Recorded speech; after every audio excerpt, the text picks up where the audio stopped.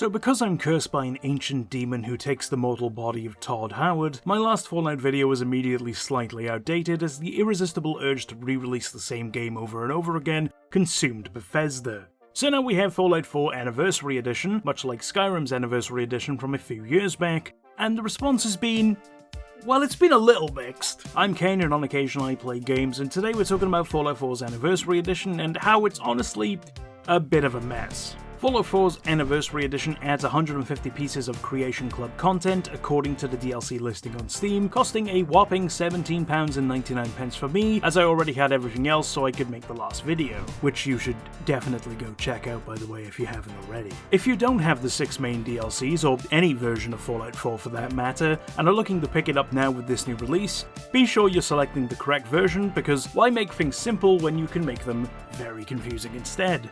On Steam alone, you now have the base game of Fallout 4, Fallout 4 Game of the Year Edition, which includes the 6 DLCs, Fallout 4 Anniversary Edition, which includes the DLCs, the Season Pass for some reason, despite including the DLCs, and the new Creation Club content, the Fallout 4 and Skyrim Anniversary Edition bundle, which includes both games' Anniversary Editions, and the Fallout 4 Anniversary Upgrade, which is the Anniversary Edition minus the base game. Now for me at least, the Anniversary Edition and Anniversary Upgrade both tried to sell me the Season Pass, despite having all of the content that the Season Pass provided, so if you're in my boat, just buy the Creations DLC like I did, save yourself some money. Anyway, with all that out of the way, let's jump into the game and see what we got. Or that's what I would have said if the content even downloaded. For some reason, none of the content was installed, even when I selected the install option. I eventually got this to work by going into the creation menu and installing everything manually that I could after using the download all option multiple times. This was needlessly complicated and made it so that the first several hours of my experience with this update was looking at the creation screen. So what of the mods themselves? Are they any good? Are they worth your money? It's hard to say honestly, as it'll depend on what you personally get out of Fallout 4, but for me, I'm leaning towards no. The 150 creations touted are, as to be expected, mostly filler cosmetic options for armor, some weapons, your Pip-Boy and power armor, and while that's not bad by any means, it isn't really something that I've ever cared about. I did use the Pip-Boy colors to match my outfits at the beginning of my experience and then customize some of my power armor from the end of it, but I did give up on that really quick after getting the retro Doom armor, and I just carried on doing the other quests to get a taste of the various different add-ons, which for the most part were honestly a tad disappointing. A lot of the quest mods that I experienced provided extra content for the settlement building, which is fine if that's your sort of thing, but the actual quest content was overall fairly lackluster. Mods like the paper mirror for the anti-material rifle, utter madness for an armor-plated Brahmin, pint-sized problem, and a home for the family were told almost exclusively through paper notes and corpses, and it made for an experience that felt like filler leading to the actual meat and potatoes of the mod, that being a weapon, player home, or something else like an armor-plated Brahmin. On the one hand, I get it. If you're putting the work into making the core of this mod, you want there to be a reason for the player to encounter it naturally, you don't want to just give it to them. I think that this method of doing so, however, does come across as a bit lazy, especially for content that I've had to pay for. Now, I don't think all of these should be in-depth storylines by any means.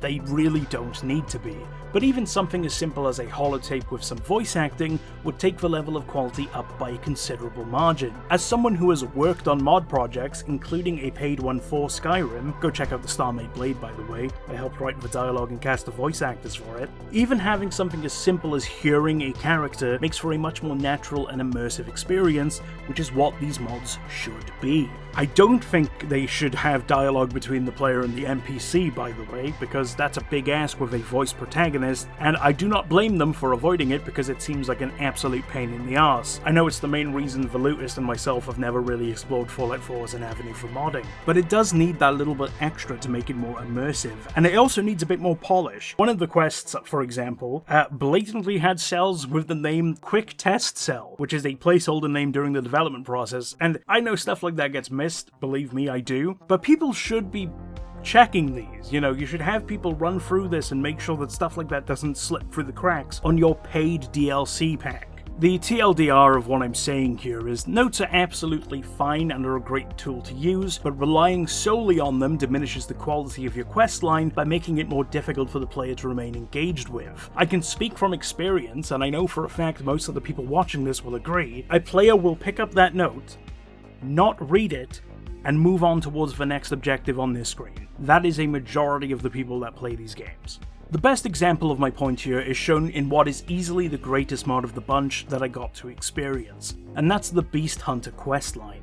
This mod was excellent. Coming across a home rigged with traps in the southeastern portion of the map, you're warned by an NPC called the Beast Hunter to leave. Not being one to stand idly by and get threatened, you find a back route for the local sewers, navigating this dungeon and learning more about this Beast Hunter. You learn that he's a former NCR ranger from Nevada and that he fought in the first battle of Hoover Dam and then left after being disillusioned with the NCR's treatment of his fellow soldiers that died.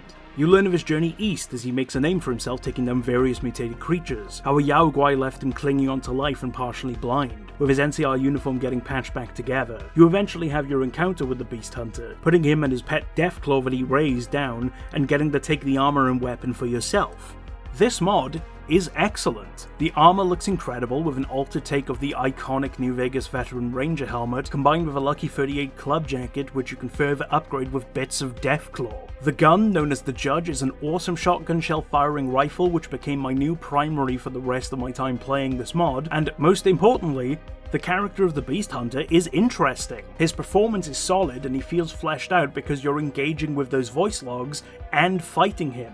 Now, I will say some of the dialogue could have been a bit better writing-wise, some unnatural sounding lines and a lot of repeating of the same phrase, but overall, it was great. Combine that with a fun dungeon and a pretty cool player home location in the bar, one that's arguably better than most of the other player home mods included in this DLC pack, though that's more down to personal taste, and you have a mod that made me sit back and breathe a sigh of relief that I hadn't completely wasted my money. Now, to go back to those other mods, I do want to take the time to say that it wasn't all bad by any means. I really like the Captain Cosmos quest, and while it was mostly through notes again, the new items added within it, especially the gun and power armor, are very cool and I think made up for it considerably. The Pint-Sized Slasher mod, while a bit fillery feeling with all of its notes, was at least a fun bit of nostalgia and a fun nod, and could make for a fun character-themed run. The Doom Armor mod was a little bit silly, but it is meant to be silly, and it felt incredible when combined with the BFG and the handmade shotgun mod, which was chef's kiss. Genuinely a great weapon. Two of the mods that I thought were on the better side were the Good Fight and the Cyberdog mods. The Good Fight takes you back to Galaxy News Radio building from Fallout 3, which is now overrun with talent company Mercs.